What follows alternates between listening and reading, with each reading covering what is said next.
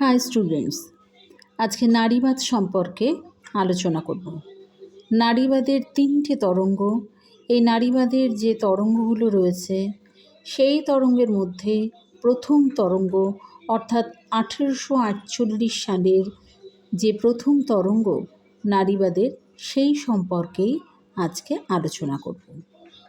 তো প্রথম তরঙ্গ হিসাবে বলছি যে প্রথম তরঙ্গের নারীবাদ 1848 সালে সেনেকা ফলস কনভেনশনে শুরু হয়ে সেটি 20 শতকের গোড়ার দিক পর্যন্ত কিন্তু খুব ভালোভাবে সক্রিয় ছিল।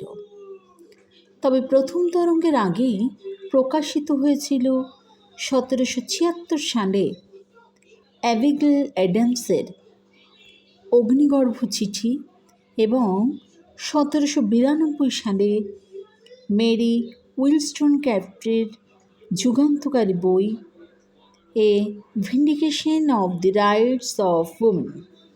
এরাই ছিল নারী আন্দোলনের পূর্বজননী।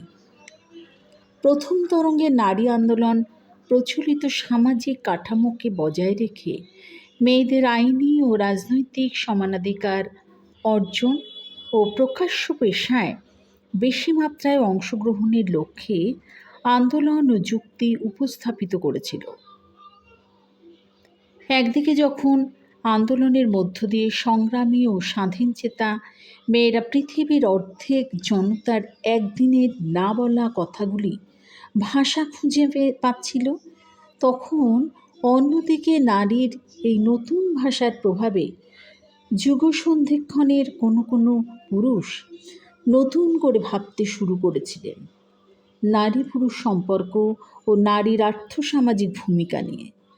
19 শতকের শেষের দিকে প্রকাশিত হয় এমন 3 যুগ পুরুষের 3টে দুনিয়া কাঁপানো রচনা: জন স্টুয়ার্ট মিলের দি সাবজেকশন অফ উইমেন 1869 সালে, হেনরিক ইবসেনের বৈপ্লবিক নাটক এ ডলস হাউস 1879 সালে এবং ফ্রেডেরিক এঙ্গেলসের the origin of the family, private property and the state 1848 সালে।